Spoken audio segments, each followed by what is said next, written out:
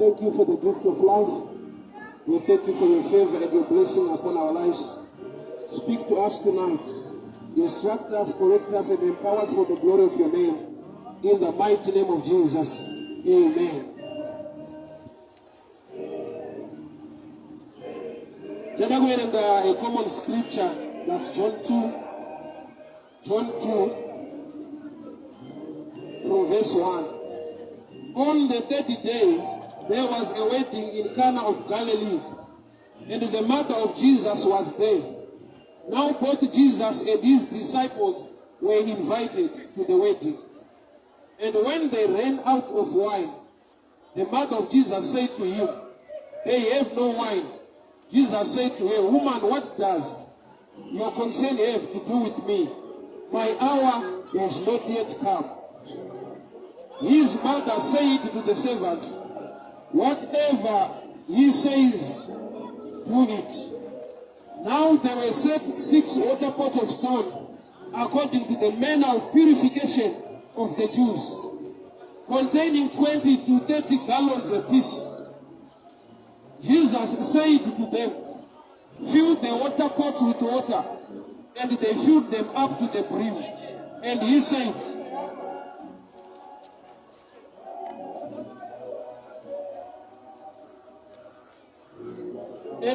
to them, "Draw some of the water and take it to the master of the feast."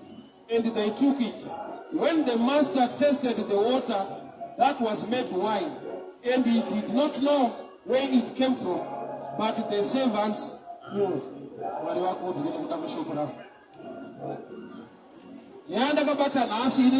The first miracle of Jesus.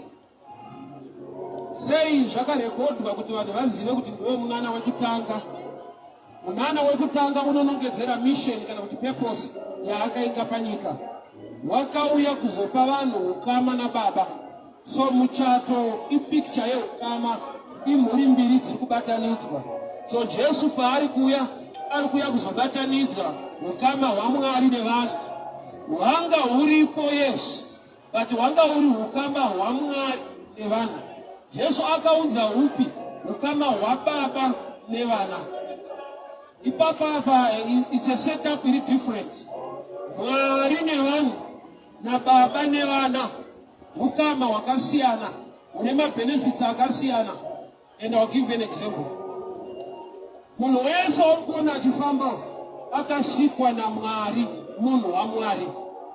Asi pane vamwe vavava navaMwari kuburikidza nekutenda muna Jesu. So kune zvinoitirwa vanhu vaMwari, kogoita zvinoitirwa vana naBaba. So Jesu wakauya kuzoestablisha inonzi iyo relationship, kana kuti wakauya kuzoestablisha the kingdom of God on earth. Vanhu vagara vaine zvinamato, waitopindawo Jesu mumasinagoge achiparidza. But the church, maybe it's a bit sensitive. Church is an organization yevanhu vakashumirwa vari kuda kunamata Mwari vane zvavakatenderana on earth. Kingdom is set up yevanhu vanonamata Mwari, vanotenda zvinotaura Mwari despite kuti anopinda kupi. So mukingdom yaMwari mune munhu wokumethodist, mukingdom yaMwari mune mupostori, mukingdom yaMwari mune munhu wokuZion. Nokuti wese akatengwa neropa raJesu, he become part of the family. Kuva mumhuri zvine chekuita neropa. So Jesu kana wakadeura ropa rake paKalvari, tese tikatenda mariri tinobva tava one family.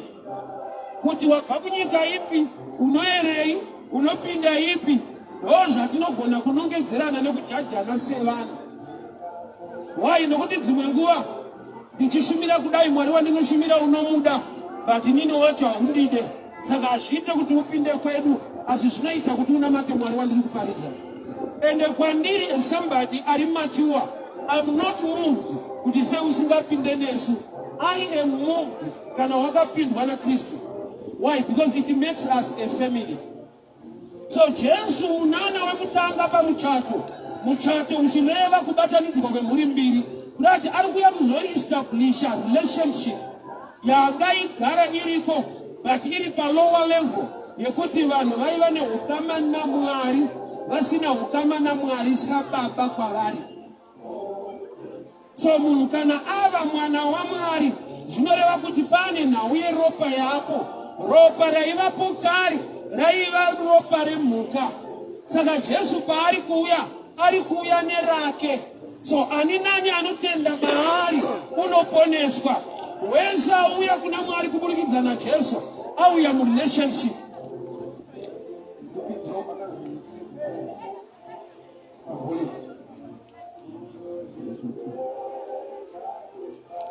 Okay, that's fine. So Jesu relationship yaari kuestablisha ine chekuita nevanhu vanenge vangotenda maari. So aripo pamuchato chakaitika ndechekuti waini yakabva yapera. Urongi wemuchato anenge ane bhajeti dzake, but paakakokawo Jesu akabva uya netimu yake yaifamba nayo zvichidawo nevanhu vakauyawo vachitoingawo Jesu ari pamuchato umwe vanhu. Waini ndokubva yapera. Mai vake ndokubva vananga kwaari. Handizive kana Bible rarekodha kuti that was the first miracle.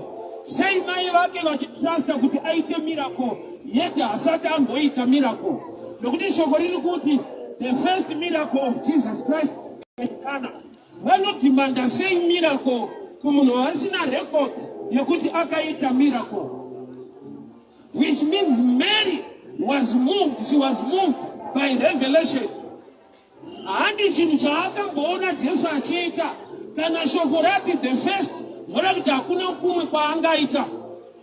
Saka Mary maari nekuziva kuti mwana uyu ndakamuwana sei, anoziva kuti chaMwari chirimo nokuti haasi waJoseph asi ndewamweya mutsvene. So Mary ari kutrusta relationship kuti iperforme a miracle. Haana kubvira aona miracle but anoziva kuti akamubereka sei, mwana uyu akauya sei. Saka izvozvo zvakamupa kutenda kuti kana chiri chaMwari chine zvepaMwari zvirimo. So ndokubva aenda kuna Jesu zvikanzi vanhu vapererwa newaini. Mhinduro yaJesu ndokubva yati une zvinei neiniko nhai mudzimai, kana kuti it has nothing to do with me woman, for my time is not yet. Number one, Jesu ataura izwi rekuti nguva haisati yakwana. Vapererwa newaini vari kuda waini ipapo ipapo, vari kutoda mhinduro ipapo ipapo. Jesu obva ati my time is not yet. Sei Jesu wataura nhau yenguva yetu ukariverenga uchanzwa kuti pamuchato iwoyo miracle akaita but amboti my time is not yet. Chaita kuti ape mhinduro yekuti nguva yangu haisati yakwana inhau yekuti vanhu vanga vauya wrong order. Vaida kuti Jesu aite miracle yeti vanhu vanofanirwa kuita zvinokonzera miracle. Vaida kuti Jesu aperforme the miracle. Pamuchato wepaKana miracle yakaitwa nemaservants, vakachera mvura. Chavakaita vakateerera zvataura Jesu ndokuenda nemvura ndokubva yava waini. So akaita miracle hongu ndi Jesu, but 3/4 yemiracle yacho iyo obedience yevanhu vakatutiswa mvura.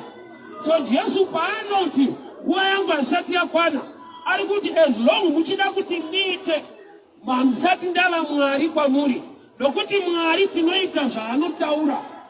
Why? Isu tinodawo kuti aite zvatinotaura, but secret iripo zvatinoda kuti atiitire agara akaita kana taziva zvekuita. Pange pakanyanya pamunodemusha nhamo yemunhu munhu asati audza Mwari, Mwari anoiziva. Adhamu pachake haana kuudza Mwari kuti ndikuda mudzimai.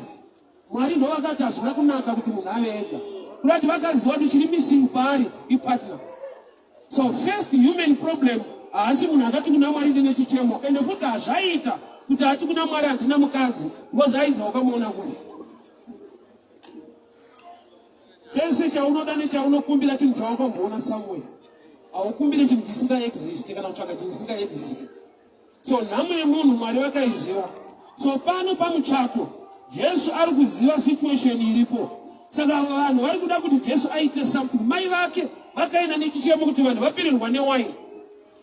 Mary ndokubva adzokera kune vanhu ivo vapererwa newaini Kwete ne wine, but in instruction. Don't do whatever he tells you to do. Statement in your employment. Do whatever. But not whatever. It's not about itai chero jataura. As you know, itai jataura. It's not about itai chero jataura. Whatever. It's not about chero. But itai chero jataura. It's not about if you muneza muru kuda kutataure. But in okuti iye ndimwari. Ane right kutaura chero jata kutaura. Nobody chero jataura. Zino connecta zamuri kuda ene zamuri chaka. Open the message, Papa. May I know so that you do whatever he tells you to do. Itai chero jataura. Kola nwari kudai. Wani javari kuda kutaite. Which means when wanga achida kuti ataure javari kuda iyo. Kutikana ile wine that it is wine. Yesu ndo vameli achibata. Kutaiwa kana makuna matamwari. Aite jamunenge mataura. But anotaura chero jataura. Nokuti zvinowirirana nezvamuri kutsvaka. Saka vanhu vanokunzene kunotsvaga mizambiringa nokuti waini inobva kumavha iti mizambiringa. But Jesu akati vanhu tutai mvura. Saka vanhu chinoita kuti vatute mvura. Mvura inoqualifya pachero zvataurwa. Even zvisingapindirane newaini yacho. Saka zvinoti vazhinji vedu munana neblessing yatiri kutsvaka. Mwari vakatotaura shoko muupenyu hwako. But wakati analyze vonoti haripindirane nezvauri kuda. Yeti secret iripo pakunamata Mwari. Zvaataura zvinopindirana nezvauri kutsvaka. Iwewe ita whatever he tells you to do. Anakunzwa Jesu achiti aiwa ndokurongerai waini yacho. Akati kuvanhu tutai mvura. Zvaigona kuita dai Mary asina kuti do whatever he tells you to do, asina kutaura izvozvo. Vanhu vaigona kutuma futi Mary kuti muudzei kuti chiri missing haisi water. Iwaini. In other words, zvichita sekunge Jesu ari out of topic. It reminds me of scripture Luke 17 verse 11. Zanzi varume vatene vanovaperembudzi pavakaona Jesu achiuya. Vakati mwanakomana waDhavhidhi tindurei ngoni. Jesu ndokubvati endai munozviratidza kuvaprista. Jesu vanhu vari kushedzera kwaari havasi kuda kutumwa, vari kuda kuporeswa. There were 10 lepers seeking healing. Jesu ndokubvati go and show yourself to the priest. Kunzi go hakuna ine healing kutumwa. Asi Bible rinoti kudii? When they were on their way, they were healed. So pani nguva yekuti Mwari havataure kuti be healed. Vanotaura zvinhu zvokuti ukateerera you can receive your healing. Pasina kumentionwa the name, receive your healing. Kureva kuti izvezvi une chinhu chawakapotsa Mwari chaaida kukuitira. Nokuti wakaanalyza mashoko acho ukaona kuti haapindirane nezvauri kuda. Jesu haana kuti receive your healing to the 10 lepers. Akati go and show yourself to the priest. On their way, they were healed. Which means pavakava obedient to instruction, vakareceiva chavari kutsvaka. So zvizhinji zvatiri kutsvaka zvakavigwa pakuva obedient pane zvaanotaura. Pamuchato wepakana hapana kutsvakwa mizambiringa, hapana kutsvakwa mavines kuti pave newine. Pakatutiswa vanhu mvura. Ukazvitarisa mvura haina test, wine ine test. Vanhu vakatsvagiswa chiri testless kuti papefemwe miracle yechinhu chine test. Chakagonekwa nemurume wepakana nokuti bhajeti akatofoira chaakagona invitation. Jesu haana kunge akokwa nokuti waini yanga yashota. Akakokwa kumuchato, waini ikashota aripo. Jesu haana kushedzwa kunzi uyai waini yapera kuno. Akanzi uyai kumuchato tokudaiwo kuti muvepo. Saka waini yakatozoshota Jesu aripo. Denja yatinayo ukaona taakumushedza tashoterwa. Kazhinji ndo human nature kuti ukaona munhu aakuda Mwari pane area dziri kushota. Relationship handiyo inomumuva, but shortage yedzimwe nyaya inoita kuti munhu auye kuchechi. Prodigal son chakamudzora kumba, Bible rino harinomboti akafunga baba. Rinoti akafunga kuna baba. Akati kuna baba wangu kune varanda vanotodya. That akafunga chikafu kwete mdara wacho. Sakamudzora back home. That's why baba vakamona achiuya. Avana kumhanya vaine chikafu. Vaizoti ndikaenda nechikafu chiricho chaari kuda. Anogona kuita U-turn kana zvaita. Saka uchiona pane zvimwe zvinoita ngeMwari ari kudhileya. Achiziva hake kuti pauri papa zvikangoita uchiriko kwauye kuno. Muchato wepakana chakagonekwa nemuchinda akaronga muchato. Vanhu vekukoka kumuchato. Jesu haasi kushedzwa kuti uyai muite miracle. Ari kushedzwa kunzi uyaiwo muvepo. Your presence tiri kuida. But chandinetsa uvepo hwaJesu pamuchato. Hauna kutatisa waini kupera. So pane zvinhu zvinogona kupera. Wofungidzira kuti hauna Mwari. Basa rinogona kupera uina Mwari. But there are times that takangoudzwa kunzi kana uinaiso zvese zvinenge zvichingoflowa mushe. It's true zvinoflowa mushe. But kune zvimwe zvokuti umushe hwacho hune process yazvinhu zvisina kuita mushe. Etorere nyaya yaRuth. Ruth paakaya kuBethlehem. Takamunzwa kuBethlehem. Anga akafirwa nemurume. Saka haugoni kuroorwa naBoaz kana wekutanga asina kufa. Ende paunofirwa nemurume unotobatwa maoko kana nokudzikira tsitsi. But you are going further neblessing yaMwari yokuti ugone kunoroorwa naBoaz. Kurati paitoda kumbonzi sorry kuti azonzi makorokoto. So kune imwe process yekuti ukasanzwisisa unokuti kuti Mwari vakusiya. Waini dai isina kushota pamuchato wepakana yaJesu yanga isingadiwe. Rose yanga iripo yaikwana. Ende iyoyo dai isina kushota yanga ine a poor record. Nokuti master of ceremony akati kuti ndaenda michato mizhinji taipiwa waini inonaka pekutanga topiwa yakashata pokupedzisira. Kurati dai iyoyo isina kubvira yashota havaigona kuzonwa iri nani. Saka pane imwe challenge inouya muupenyu nekumwe kubviswa pane imwe nzvimbo kunoitika muupenyu kuti zviri nani zvichiuyawo. Vakuru mukaramba muchinakirwa newaini yakashata isingapere inonaka haibatike.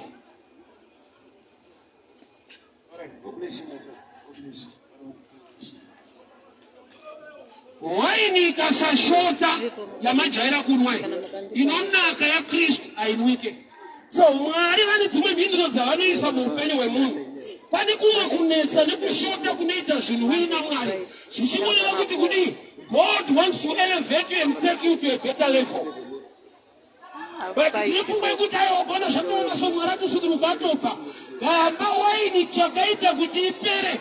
Zvaida kudenha yaJesu yakanaka kudarika yapera. Iyi yemazuva ese yakatokomentwa namaster of ceremony kuti taenda michato mizhinji chataiona chi taipiwa inonaka pekutanga. Vanhu vanwa vadhakwa upiwa inoshata. Asi pamuchato uno tatanga neinonaka iri kungoramba ichinaka. Kureva kuti yaJesu iri beta pane iripo. Saka Jesu akauya ndiye angatokonzera yakashata kupera. So I think the guy anga in a good budget, but as in a revelation, you're going to budget and zisinganaki. Amen. So akune zvinoitika muupenyu hwemunhu zvekuti unogona kujajwa nevanhu kana kuzvifunga wega kuti Mwari vandisiya. Ndinombowanzoenda kwandaiboshanda kuindustry. Unoona timu rangu rakasara ikoko. Zvinondiitira mushe ndikasvikako pane zvandinoona Mwari zvawakaita. Sina kubva ipapo ndiri ipapo ndiri pamawani. Ndandiri tafita kuritsono. Tofita mota dzevanhu mukapedza kufita utamira ukadhiringi kadhora. Apa ndakuenda kunofitisawo dzangu ikoko. Ndovapawo madhora. Zvokuti dai sina kubviswa ikoko dai ndichipiwa dhora. Ndiri parevo yekuti dai ndichipawo madhora. But mazuva ndakanzibva pano hakusi kuchema ikoko. Workers committee tikaitsvaga ikanditsikirira futi kunoziva kana Mwari ada kuti uende parinani so. Nevanofanirwa kukumiririra vandomira against your life. Ipapa ndakuzonzwisa kuti Mwari vane plani yekuti ndozodzoka nedzangu mota kwete kuramba ichisungirira dzevamwe. But process yacho yairwadza. Baba pasina nyaya vaikireta yakusvika wabva wega. Waini inoshata. Mwari vakasaikonzera kupera. Unosvika pakuchena musoro uchinwa inoshata yakanaka iriko. Saka Jesu paakauya pamuchato nokuti rimwe zita rake iye anototi I'm the true vine, ndini muzambiringa wechokwadi. Kureva kuti iye ndiye the true vine ane the true wine. saka akaenda pamuchato pane fake wine anoikonzera kupera. Dzimwe nguva uchinoti ndo yakanaka, ndo yandinoda, ndo yandinogamuchira, yet Mwari vane the better and the best concerning your life. Ukasaziva plani ya Mwari hombe yakakunakira, you settle for less. Mwari akaropafadza vanhu muEgypt vakagara nzvimbo yainzi Goshen, vachichaimbozikanwa ndechekuti they were still in Egypt. So pane pamwe pekuti Goshen ikakubata unofungidzira kuti zvaita. Iwo Mwari vane Canaan, a better place, your own land you can own. Wafana nemunhu ari kurodya pakanaka asina imba, unotombovarayirwa unomunzwa ngezviri right, gamba uchirirocha. Rozo mwana mwedzi wapera vamutitiwoneyo. I remember padagara kuwadzana. Taigara naye aindifarira kwazvo. Ende mwana wepano. I speak Chewa. Nditaura chichewa saka ndati ndinokumalawi. Saka communication dzangu ndaitaura nechichewa. Saka aindifarira zvo mwana wokumuzi, mwana wokumuzi. Iwe wapano siuchoka pano. Kuti mwedzi ukapera uri mwana wepano. Aiti ndionewo. Saka ingo wakarimainda kunzi hayo si mwana wapano. Wafarirwa hapo uri muGoshen, but Goshen ichiri kuEgypt. That's why Mwari akazova special plan yekubuditsa vanhu muEgypt.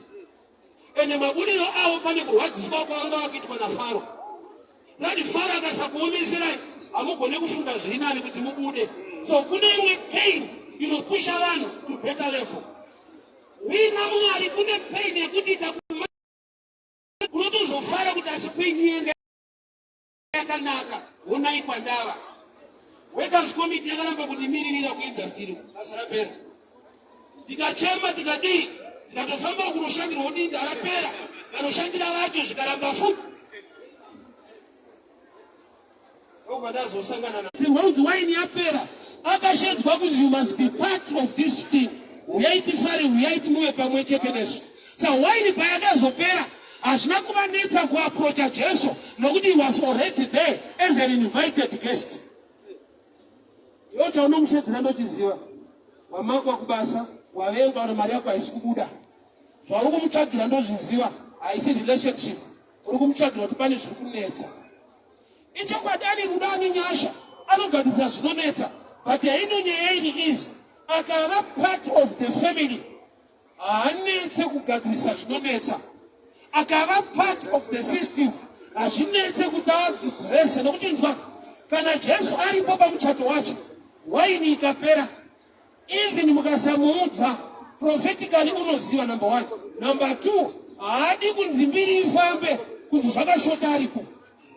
So for the sake of his name you perform a miracle. So uchiona ukava naMwari zvinhu zvikaoma naMwari wacho anenge ari pamahwani nokuti vanhu vanopedzera varenga iwewo naMwari wako. So for the sake of his name you protect you. Pane imwe nguva kuti ndosangana nezvinhu zvasina kunamatira Mwari andiitira ndinobva ndaziva kuti for the sake of his name. Wozivana pakuziva kuti mufundisi vakangoona pane chiri kushupa vanonyanyomaka Mwari wacho. Patinda Mwari wacho akadaro akumwa. The pastor akabata ari pamahwani one zviri kuita upenyu hwake. So for his namesake you protect you. So atora kuti mugarden reide munhu atora mashizha azvipfekedza Mwari havana kufara vakabvisa mashizha vakamupa mateo. Mwari vasababa vane responsibility yekukavha vana vavo. The same na Elijah akakumbirwa an anointing yairepresentwa necovering nemanto nejacket, but haana kubvira apa Elisha kusvika pauya chamukukuri chikamutakura achienda kudenga, but haana kuzosvika kudenga ane bhachi. Bible wrote and a mantle fell. Sei mucheka wakadonha kubva pana Elijah uchienda kuna Elisha.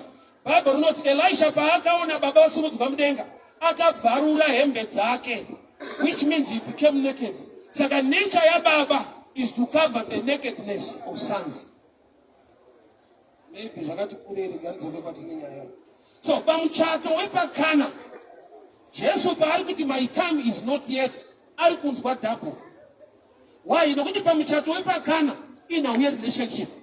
Iye ane muchato waanoziva waari kurongera chechi kuburikidza neropa rake.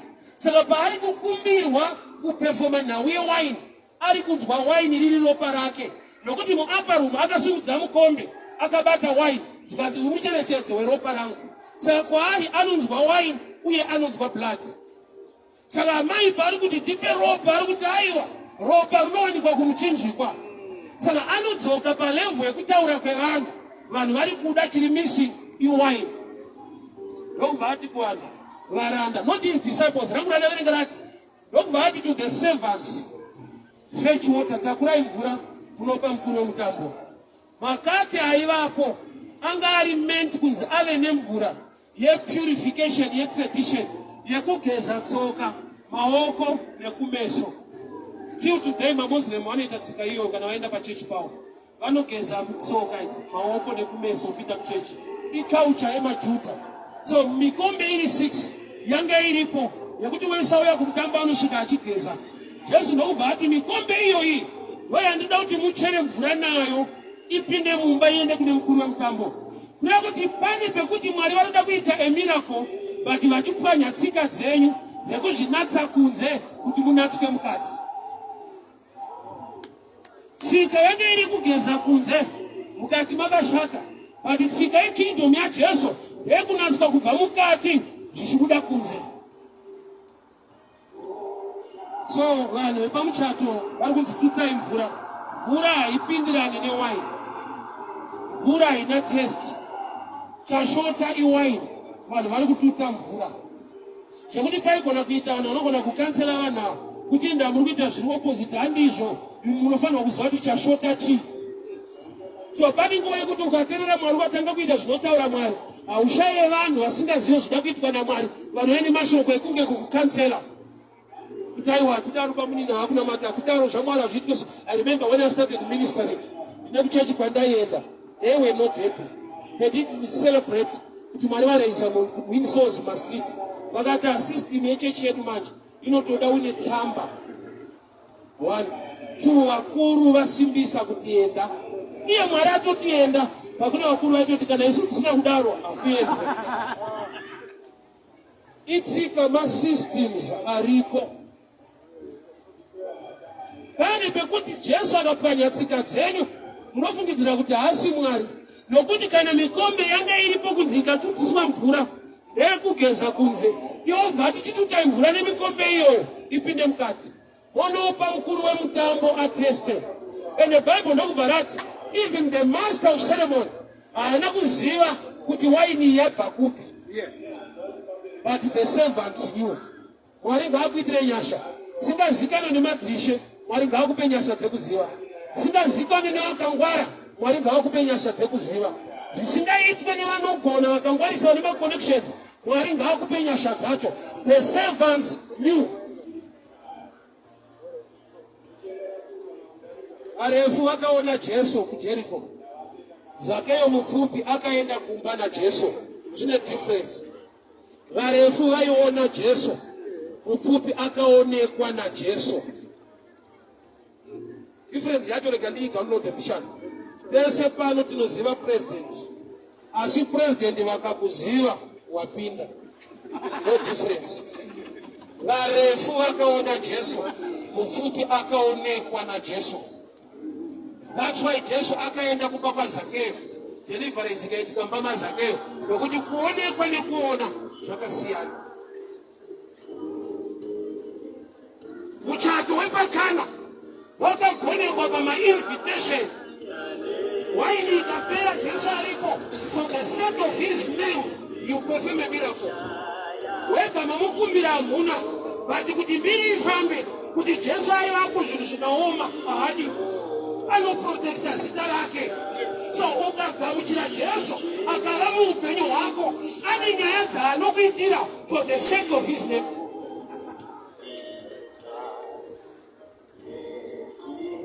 Zita rinokosha, rinoda kuprotectwa. Ukaona kamwana kari kuenda kuchikoro kasina bhutsu, haungoti kamwana karonga, unongoti asi mamwe madhara so kurati unoblema baba wacho. So ndozvimwenyeke ukava mwana waMwari. For the sake of protector zita rake Mwari pauri, blessing haikukosi. Ane zvaanokuitira kuti vanhu vazive kuti uda Mwari ende Mwari ane rudo, ane nyasha muupenyu hwako. So key number 1 is relationship. Muchato wekana. Ipicha ya muchato wangu. Wako ya baba. Uchikata vitu banani. Na Yesu meropa lake. Nokuti waini yekai. Ropa lekale le muka. Lakata zakupa permanent relationship. Orane korewa enda kutembele ne muka. But Yesu baaka uya. Don't sacrifice yanzi once and for all. So now by not taking a kunamata in relationship, not in the organization.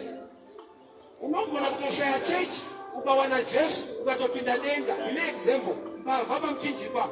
Na yaka kubaunenga maibata muli kupia hapana. What we are saying, nakawina name down.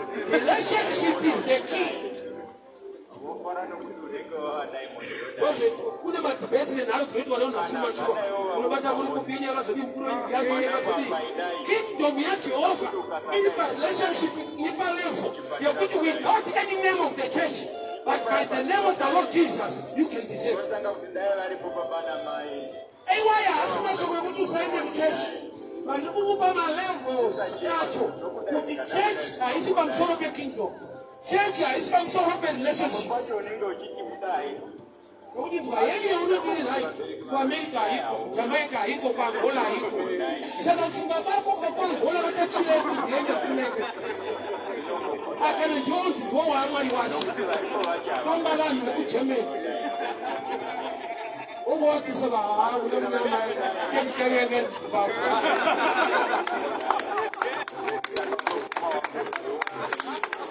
We didn't know somebody had Walaka Rama. We are Karonga, we are Katendeka. She was not into Mama. She was not able to connect relationship in our community. So we did not pin that movie into India in the lower level. But we pin the way right. It was Japan. We pin the church. Jakato Ipa, we pin the night. You ain't got to pin the one about the fight that just want to fight the church. You ain't got to pin the enemy of the corner. Where's all second night? When I see that pin the enemy, I'm not. Why? Because you can't put in there, we pin there. You can't say, I don't know what you can put on the money once.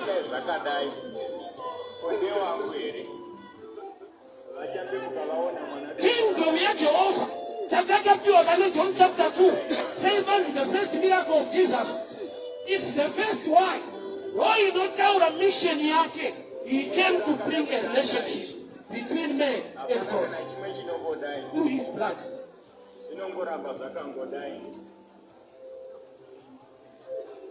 Sasa yetu kasafarira aisi problem but kasafarira kwa watu tupa problem. Shino itakutikishikaza kudai kwa ndo pinde nini audi but hiyo kutakupinde unaoda uchini safe. Wale ajaje kutamla usopinde yeye mkomano. Yesu baito tuma atiti wake. Wakatuma na James na John na nani. Watu wesa ipalita mwengo ya ipalita. Watu waikendo kabariko. Chapari kwa dochino kosha. Kristo. Machecha akawanda. I think it's not a problem. If you say they might go wanda, nobody problem. But the truth will remain the truth. No church, afana na nema kama ni chingwa. Chingwa makamba anapiga chingwa akawanda. Ungamile kutenge.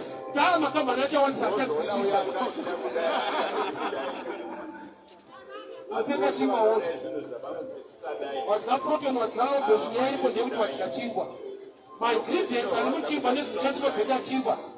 Despite his little comeback, they are the same. God is not moved. The church is a wonder. And that one moved. Then I did say they might wonder. Why? Because wonder what in favor. Yes. Yes.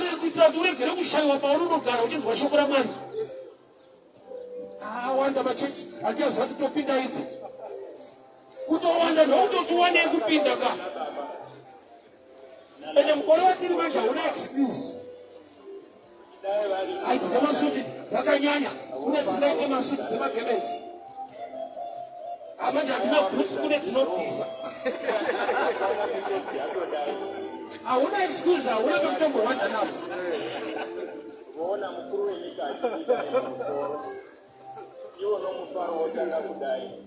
Jesu wakala kuzetupa relationship. Relationship here no starting point. Ukashaya ukama naye, ukawana ya unopinda ukajoina. It's unfortunate. Iye mwari watu hapinde church. Miviri yedu itembeli ya Jehova anopinda isusu. So pamuchato wepa kana, bali kuintroduce kwa mission yake. Mwanza kama wemo hamngani ni munu. Kubulikiza ni roparaki. So mei paenda kuna Jesu. Kuti watu wapele wanewai. Jesu anu tumabuitu wa mushe. Now I can introduce my own. Kagara tine wei ni tedu. Kagara tine kutaura kwedu. Tine mana matiro edu. But kushikatai za Jesu the center of everything. Tine tene kutaura kwedu kataka tende shataka utana. But nyao ombeni kuti Jesu ngao waniko pamsoro pe Jesu. Matthew 17, the Mount of Transfiguration. Ita akanaki wanesha kaitika. Akati shakanaka tilipano. Ya imani tengera dawaka mateku nike imatatu. Ya Elijah, yenye Jesu, ya Moses.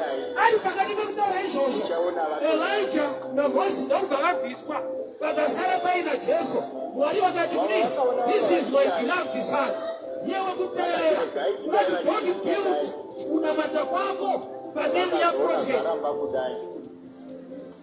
Anouya, anoeta. Anokala nekusika peli. Denja ya Mungu nebuda iso. And one event. Mungu anakwenda kutanga moshi. Muta John the Baptist. Dia katero baina no kisashi. Kujeri. Akati mwana ugende unombeka kuti ndiwe rakomira umwe. Why pay nyaka mubali mwevangeli. Yohana alikumvura. Wakaona Jesu achiuya. Iye vinedenge kati witness hapo za mbabatiza. Laka furuka mwaliwa katala kudio mwana wangu andinodisa. Lati ala kujeri. Akatuma wangu. Kutendai muna mpunza.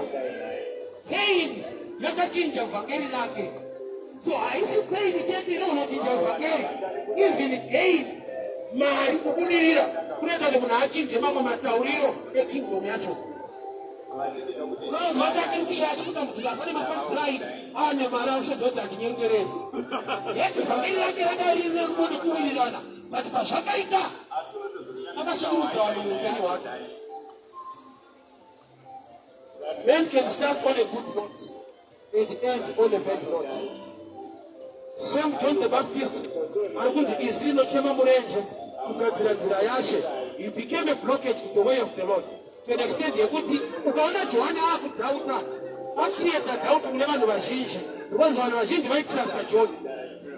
Sabaga tumono tele muno mpunza kuti ndiwe katumile uko. Joanna alisappose kunza wanu kuti uibie Jesu. Akazhita kune vamwe. Akazachinja kune vamwe because of pain ari kujeri. So pakapia Elijah na Moses. Pita jita adabu waka matepinekeli matatu. Mwari wakatuna nipato one problem. Kale wanu hakuda kubuild, hakuna matabao, kama profita. Wajitaza kubuild, hapa nemu machete wanakoma na wangu. Elijah don't have disappear. Moses don't have disappear. Yesu nokula mbari ko. Kulewa kuti alima senda penya yese. Asi pastor, prophet, evangelist is Jesus. Bakuru pada shota Jesu pagaita church pagaita pastor kilipama one. Men can change anytime. Joni na imu trust mutaka tranzira yasho. Abava aba problem tranzira yasho. Example yatu ndatu tumechinishi. Chino chino greda zira. Kutikazo hitu kwa zira. Kutosa. Chikapeta ukazira zira. Pagaishwa tara. Unoziva ere kuti chinosungirwa kuchika yore heti. Totakurwa negonyeti. Achichavumirwa tikapatara. Chagadzira tara. Chinenge chakunzi abnormal. Chinicho chakacreata normal. Chinogreda roti kuti paiswe roti chikapedza kugreda pakaiswa tara. Chikaonekwa mutara imomo. Mauhwana. Chinenge chakunzi chisungirei mucheka muchungu. Muchitakure chisatombokuma tara. Monyora kuti abnormal. Lord, pane season, ni period. nachinenge chiri normal tichigadzira saka ngonaka chaaku normal. So John ari kuprepare nzira yashe, he is normal pavhangeri rake. But Jesu kana apa nzvimbo akangotaura anything now, nokuti iye ari kuprepare way. Jesus is the word. Saka John hatidi mawords mazhinji, prepare the way for the word. Saka iye paakuramba achitaura mupicture muna Jesu akutaura zvisiri normal. Saka mucheka muchimbo akasungirirwa ndeupi? He lost his head. Head represents information. Musoro unomirira knowledge, information ruzivo. Saka firo ya John kana ati kuswa musoro, ari kuti zvaakutaura manje hazvisi zvekumusoro. Nekuti kumusoro kwakati kudii paakababatidza Jesu, ndiye mwanakomana wangu wandinodisa. But paakutendai munomubvunza kuti ndiwe here, hazvisi zvekumusoro, zvazvekupi? Mumusoro. Saka pese paunosiya zvekumusoro uchitaura zvemumusoro, tinobvisa musoro.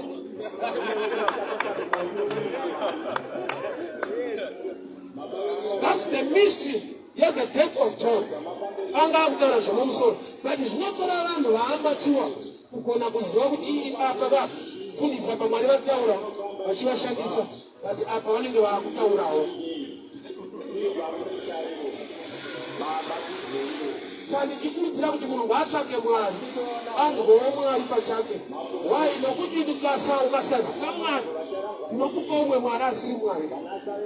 Vana veIsraeri vaineshuke kunamata vozisari kugoma chitsvaka Mwari kuti Mwari vamupe information, instruction. Vanhu vakanonokerwa pasa vakataura naPastor Aaron akavagadzirira Mwari. Mufundisi akaita pressure anogogadzira Mwari. Moses ari kutsvaka Mwari mugomo, Aaron ari kufanira kugadzira emergency boat pasa. Mwari weemergency yandakasangana naye kazhinji anogadzirwa nekuti pane pressure. Kosa kune vanhu vekuti pressure ikapinda kwavari kuti baba ndipiro zvakati, baba ndipiro zvakati, munhu waMwari profesai. Even Mwari asina kutaura anogona kufanira. Why? Because anoda kubuilda a name kuti is a prophet. Anonzwa sekunge ndikasataura vanhu vanozvandisaiza kuti ndapera. I respect Elisha. Mukadzi weshunemi paakauya mwana wake afa, Elisha akatuma Gehazi kuti anobvunza kuti pakanaka here, because the Lord has not revealed anything to me. Hazvina kumuita muprofita wenhema, zvakamuita muprofita asina kuona ipapo. Saka zvinoita kuti mweya hauna kuona, but nekuda kwepressure manje unotozongoonera kunzi unoona.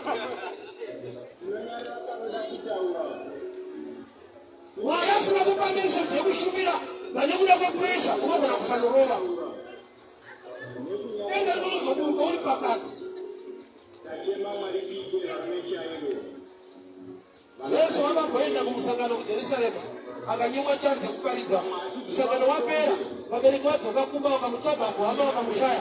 Pavakadzoka bheki kuJerusarema, zvanzi akasvika achidzidzisa. Iwo musangano wangu wapera, vakatozorova after conference. Vanhu vakaita musangano, Mwari achirambirwa kutaura, akazotaura musangano wapera. Saka nekuda kuti vanhu vanogona kusangana, Mwari ausiku. Mwari auzosangana navanhu vanenge vasara musangano wapera. Philip paanotumwa kumuranda waKandasi, muranda waKandasi aitobva kuchechi kuJerusarema. Mwari vaidi kutuma Philip kuchechi kuJerusarema. Chechi Mwari akatoziva kuti Philip akaenda apiwe pulpit, maika apiwe, ndoda kutaimira anenge abuda. Kune chechi dzokuti Mwari akuda kutaimira kuti unobuda ini kuonaka. Nokuti iye ikobva achadiwa. Vanhu vane zvinhu zvavo zvokuti ukasara nemweya wekunzvera unoita zvinhu zvekwaMwari iye Mwari wacho asimo programu yacho. Acts 15 vakadzi vakaunganidza zvinonhuhwira kuti vanozodza mutumbi waJesu kuguva. Zvakatounganidzwa asi zoti vanhu vakapurecha naanani vakaenda kuguva kanomushaya. Handina kuzonzwa kuti vanhu vakarifanwa. Vakangonzwa kuti vakamushaya vakaita ine mafuta vakashandisa. Zvinonyadzisa kudzoka nemeseji yekuti tamushaya. Ivo vanhu vakaplecha. Vakasvika Jesu asika. Asi hapana paunonzwa kuti vakadzoka vakazonza kuti Muparinga tamushaya. Why? Vanhu vakaona Jesu achiiswa muguva. Vanhu vakatadza kubata meseji yaakati nezuva retatu tichamuka. ene chimwe chavatadza kubata nyaya iyi. On Friday ari pamchinji kwanogaiswa muguva. Saturday havana kuenda kuguva raiva sabata. So vakabata sabata, sabata rikavabata zvokuti havana kuzokubata.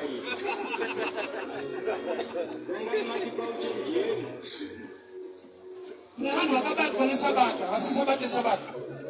Zvokuti ndikanyatsombata kana kutaura nezvajesu haataure, anokutaura musiwo. Akasangana newe kana ukati kuti unonamata, anokuti bati mchingani. Why Mary anoti what the day matters most. Yet what matters most is the creator of the day. I must give people example. Right, munhu akatendeuka one Monday, obva afa on Wednesday. Akati sabata, unoona sei?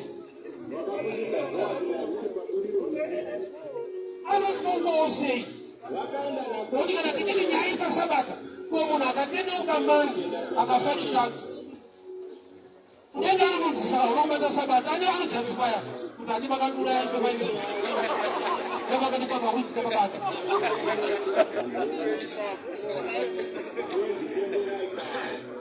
And the danger iripo, let me give you this picture.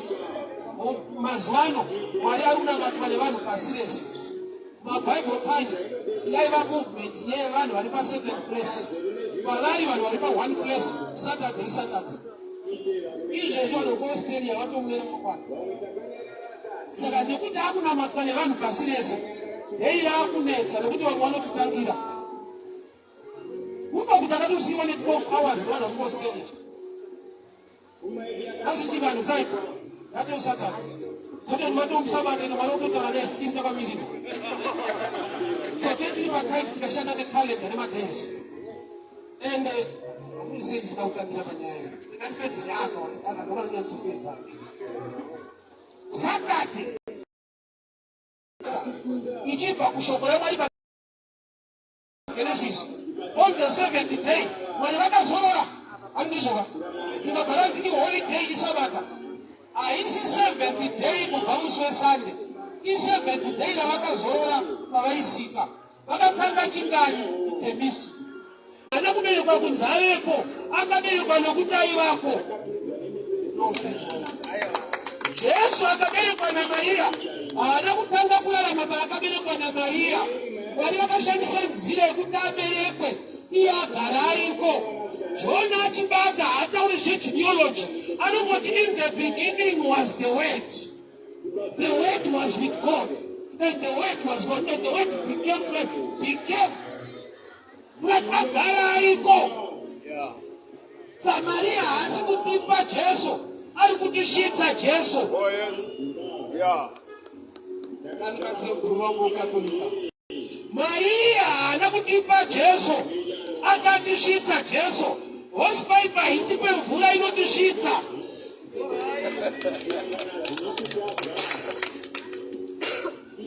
Sautona mawaizi pavakaine zvipo kuna Jesu. Vakaenda zvakanaka kuti vakabva vauya nezvipo vakamupa, and they worshipped him, kwete them. He is worthy to be worshipped iye. Zvisina kuna merit nerespect yekuti by favor, Mwari vakamuitira favor, akashandiswa as a vessel. But the truth of the matter, it's all about Jesus. Yeah. Sekushumira kwandinoita kudai, nyaya yanisi yangu ndeyake. Iwe ukaenda kubaba vanhu ukabikirwa tii wakuta ungatende tipoti here. Hawa tipoti mairi. Tikakunzwa tenda tipoti next time unofanana tii yenyu mwitu. Tenda muridza akatenga shuka. Sure. So uchato wepakana hausi wevanhu vaichata, saka uchiona hatina mazita avo. Uchato wedu, ukama hwedu naMwari kubudikidza naJesu akauya newaini itsva rinova ropa rake. So covenant yekingdom yaMwari yatiri kupiwa kubudikidza naJesu inoda kuti iye timutore saMwari anoti kana ataura toita, nokuti patinoita zvaataura tinosangana nezvishuwo zveupenyu. Vanhu pavakatuta mvura yakava waini, mvura haina kunamatirwa kuti right now become wine.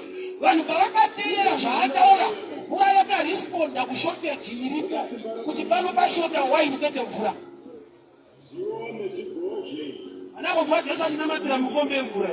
Kushanduka iwa wine yakashota pano. Baakati kuwanu tutai. Si mvura ya responde ikawa wine. Ali kutuma wanu kuti tutai mvura. Siya imwe wine yacho. John 15. I am the true vine. Ino mzabiringa wa jokwadi. And the wine inoka kumzabiringa. And the wanita jo wine wanot ino testa better by age. Kugala kwayo makoraka wanga. Nokuita uti ture. Nokuti nokulokileta a better test. Saka siya Jesu ya komentwa. Kunzirima kaudalika zimwe. Ipo paitwa jino within a space of few minutes, seconds or hours. Ina uyakutie Jesu wacho. Ano wa wine. Ai wako kare. Saka tukati webu kalastere. Saka kulu ukamba na shamisi tumana kiraya. Ende iya hanzana tushenza mchati. Naka mpunza kutishofa sei. Wasapane kama tukuti ndini mchati wacho. Wego nadeta mbili. Anangana jileba kukonga. There are times that moti kanata kutu kwa kana wanu. Watile mike tapane shatunaita. Tuotelera mbili kunemuliti. Usatone gloria mwari. Nokuti pa mchato wako pasina kupera wine. Kambao pa budget yako sasa kapera. Acts 16, wakati wakaenda kukua, wakashika Yesu asimu, but there was a man dressed in white. Akalauta kuti mukuna Yesu Nazareta asikuno, munochagera penyu pena vakafa, endai Galirea. Kureva kuti muruma angari mukoro, akada kuvanamatirisa kuwawachisa ivaikisi. Akatopfeka zvinobwinya akari kukuwara Jesu, aigona kungoti ndini mukafuka.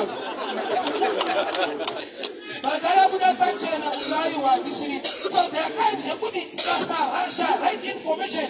Inokufuga mabanasi ni lakini chimbo cha hiyo. So wana ndo kufikia hapo. Unajua isimu mkate.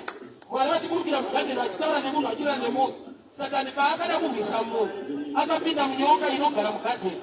Kuti makapari kuvafuti na pastor snake musemu venyo inopari kuvana mwari. Wakaipa kama korona benefits.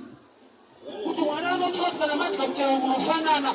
Yetu kalilinga pekutanga lino kuti mwana nasika mungu nemufananidzo wake. In his likeness and image. But therefore temptation yake akawanizwe kuti anochika kuti mungafanana. So fall of men, yaiva test of knowledge. Kuti vamuchero izauti yokufeila kuva knowledge. Vaivagara vakafanana kudhara. But wakaipa ari kuti mukadya munofanana. Vaifana kuti saka tichadya kuti takafanana. But nokuti information iyo vanga vasina. Vakadyira kutsvaga zvavari kudhara. Izvo chitira vanhu vokuti zvauidai waizviziva hawaifaitira kushandiswa nasarani kuna zvimwe zvinhu. Because you are wonderfully and fearfully made. Uneropafadzo nenyasha dzamwari muupenyu hwako. But nokuti hauzvizive you will settle for less. Vakamba waini yakapera. Vanhu vakatupiswa mvura. Hama dzangu kututa mvura papera waini. Panotoda kutenda kuti tutai. Nokuti hazvimeke sense. Mvura haina test.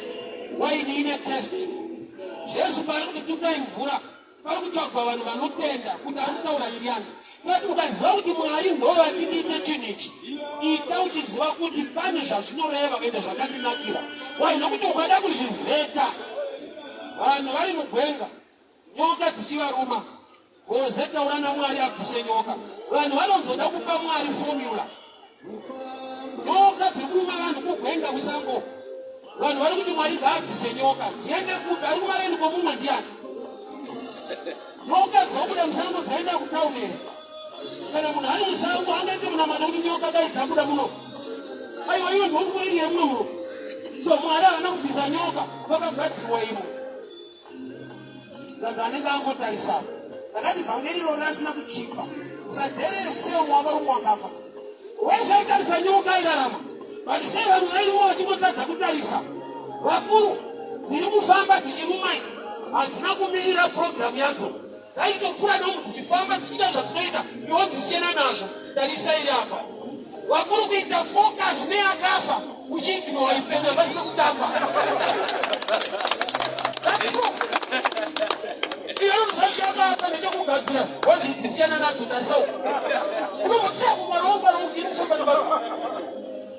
So pale pamwe pakuti vanhu vanotsaya kugwarira kuita zvinhu and they fail pamwe obedience chamwari. Vanhu zvinoda kuignora so zvifamba zvituko ndozvoda pa vari kuchema wozisiyana nazvo tarisai apa. Indava pakagadzirwa nyoka vanhu vachirumwa nenyoka.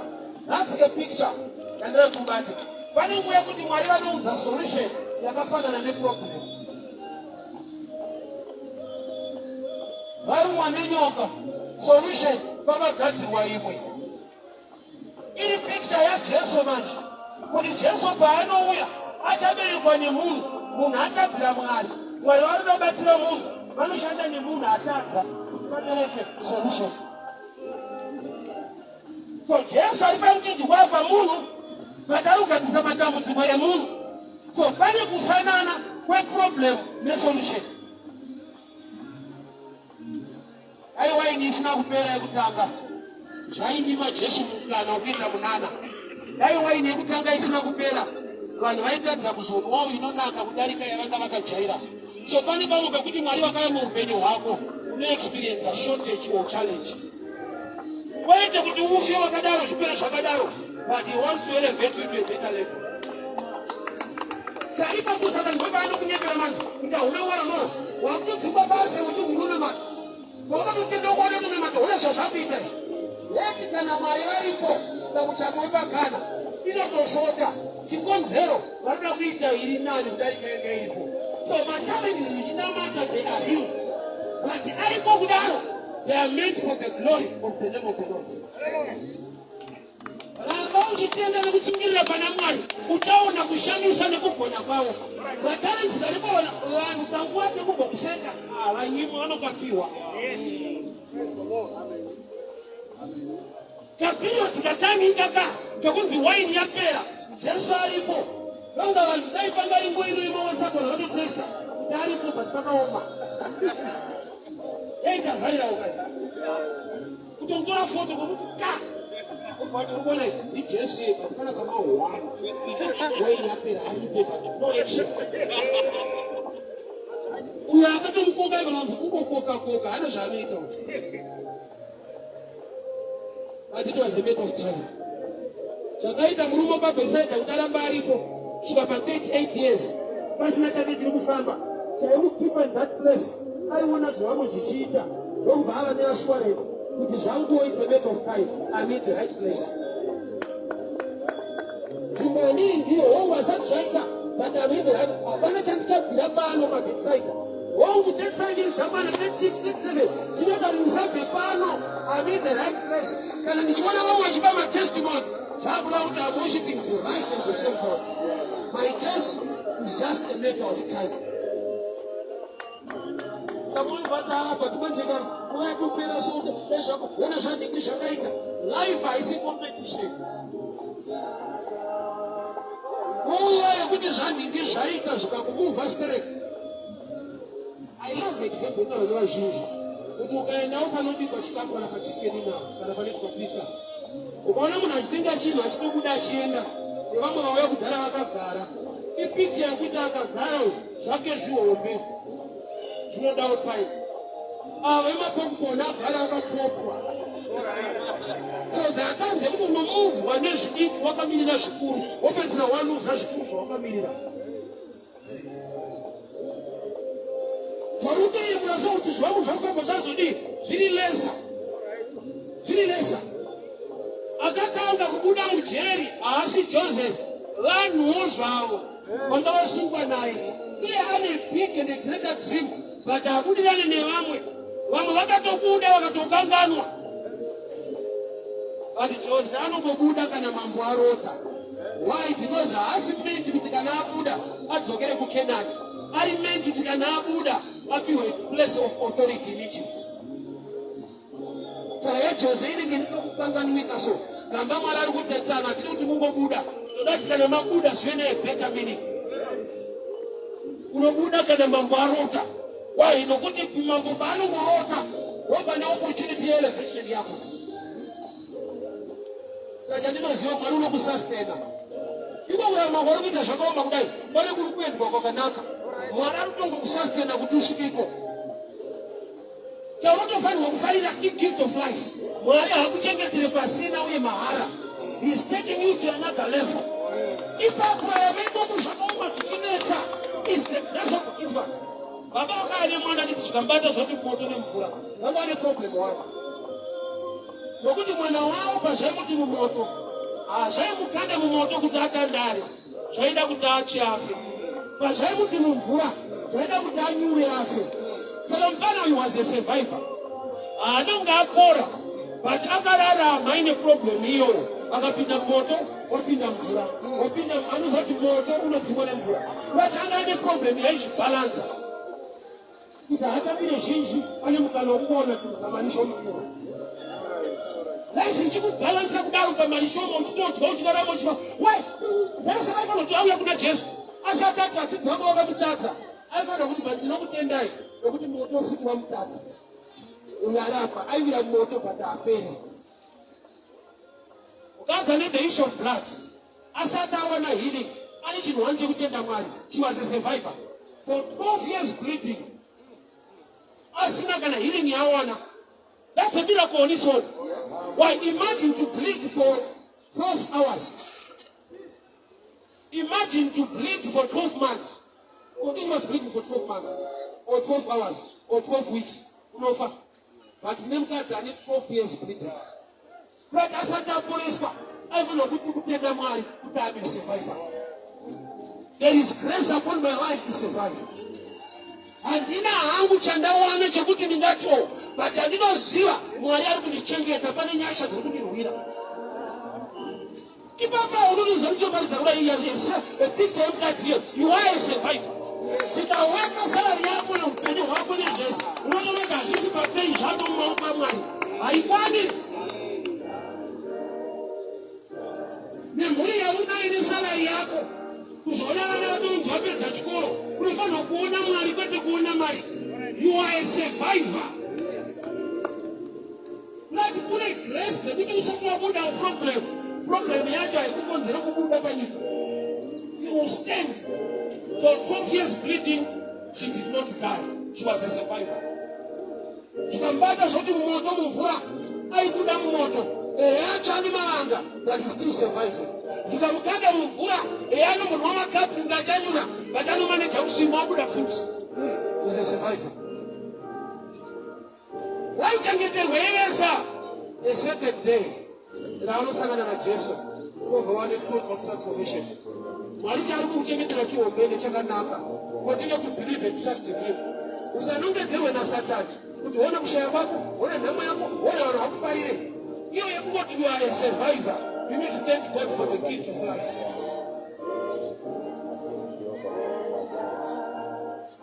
In 2006, padare wakanetimbizwa. Taenda kuNazareta. Ndaudzwa kuti vanhu vari kuti vakanwa mapiritsi vari kurutsa, vamwe vari kupiwa, vanobva vafa. Chirwere chakauraya vazhinji chakandibata kudararama. Nyaya haisi pamadrugs, mapiritsi. Unogona kumwa mushonga uripo wakanaka. Waramba kushanda mauri. Masoro munhu kuti akapuri pamedication but angofa. Kune grace dzinokusustaina. Dzaunofanirwa kuona kuti apa ndinenge ndakararama. Kwete nekurongeka nekugona. Only by the grace of God. Ndichiraramire kune chihombe chiripo. Mwari vachindichengeterei. Zuva rinonzi nhasi kuti nditaure kunaka kwawo. David achibata anoti, I shall not die, but I will live to proclaim the goodness of the Lord. So ukada kuone secret of survivor. Ivane pfungwa yekuti I will proclaim the goodness of the Lord. Hallelujah. Zvinoda Mwari kuti vakupe nyasha dzekurarama. Why? Nokuti urikuraramira kutaura kunaka kwavo. Muchato wepakana chakagonekwa invitation kuti Jesu uyai kumuchato. Zvekuti waini inozoshota ikashota aripo haisi problem. Why? For the sake of his name anofanirwa kutoperforma miracle. Whether mamudza apa hamuna kumudza, but nokuti makamukoka ende iye haadi kunyadziswa, haadi kufambiswa mbiri kuti Mwari wacho anenge aripo, but for the sake of his name ane zvaanoita. So challenge yatanayo ukatoona tamushedzera kupera kwewaini kwete invitation yokuti just be part of the crowd yevanhu varipo. mwari ngavedese muupenyu hwedu kwete nekuti zvaoma aiwa zvazviri zviita mwari uyai muupenyu hwangu ndiwanirewo nyasha create a relationship navo. Sure, nhasi kuri kutonhora. We meet again on Monday. Mwari werugare vakuchengetei, mwari wenyasha vakurwirei. Zvese zvamuri kusangana nazvo kushota kwezvinoshota muupenyu nokuti iye aripo akatendeka akarurama, something good is coming your way. Unogona kushaya kuti mwe waini ndoiwana kupi, anoshanda nezviripo. Haana kuti ndai munotsvaga magrapes tishine wine, akati iyo imvura iripo ndinoishandura. Mwari ngaakuitire favor, ngaashande nezviripo, ngaakupe breakthrough pazvinhu zvisingatarisirwe nevanhu. Hama dzangu kune vanhu vakabudirira nekutengesa dori. Uri kuda business hombe, ida mwari muhombe pane zvaunoita. Greater grace upon whatever you do. Pazvidiki zvaunoita ivana mwari muhombe. Tese hatingaite zvihombe, asi secret iripo. Ivana mwari muzhinji pazvishoma zvaunoita uone kushamisa kwazvo. Ndakamuwana mwari muzhinji mustreet preaching. Ane zvihombe zvaanoita zvinotyisa muupenyu hwangu. Ministry yekumira parodi tukaridza haisingacommand respect and honor society. Unotanga kuti tinokuparidza unge kamfano ungaona zvauri kuziva unge kuzodii. People they call you names. But ndakaona kuti ukava namwari muzhinji muchinhu chinenge chisina basa unopa testimony inoshamisa vanoita zvikuru. I always love to give you this piece of testimony. Kuti stendi yandakawaniswa kuprodo kukroyo handina kubhadhara mari. Ndakangofonerwa kuti unofanira ungoende pako pekugara uya kuofisi tisaini nemalawyers tikupe matitle deeds. Uri street preacher wana imba kuprodo. Umachechi kuvakira imba mufundisi kunoteta noise mwantoibudira nyaya iyo. Vanhu vanotorovana tinokuva jaidzirei. Masystem akarongeka zvinogona kutonetsa. Saka kuita mwari muzhinji Jesu magifts ake gold rakauya ari mumenja. The place inonzi menja chidyiro chemombe amuattracte zvinhu zvakanaka. But nokuti muna Jesu the star haina kuenda kumabuildings yakaenda pamenja. May your star locate you for greatness. Uri munzvimbo inonzi haina basa ivana anoita basa. Pazvidiki zvaunobata ivana mwari muzhinji ugokukura zvikuru zvamwari muupenyu hwako. I've seen God doing great things. Zvinoshamisa uri muplace yekuti vanhu vanenge vachiti tinofunga kushaya zvokuita. Ukava namwari muzhinji pazvishoma zvaunoita unopa matestimony makuru. Daniel 11:32 vanoziva mwari wavo vachava nesimba vachaita mabasa makuru. Mudanga munouya goridhe kana maberekerwa Kristu. Kristu ari mauri ngaatishakite zvinhu zvihombe. Regai ndinamate. Father, we thank you, we glorify your name. Tinokukokai muupenyu hwedu, mudzimba dzedu, mumhuri dzedu, mumabasa edu. Nokuti kana muripo munoishandura mvura ikava wine. Every shortage, every challenge tinatseiwo, tigoneseiwo, tirwirewo. Takupai mbiri nekusingaperi muzita raJesu. Amen. Hama dzangu tofeleswa zvakare on Monday. Ukafana mukana kuya pano tetiri live on Facebook, so you can just like my page. You can watch my sermons anywhere in the world you can watch. So God bless you. Fambai murugari mwari wakuchengetei, mwari wakuponesei. Till we meet again. Bye bye.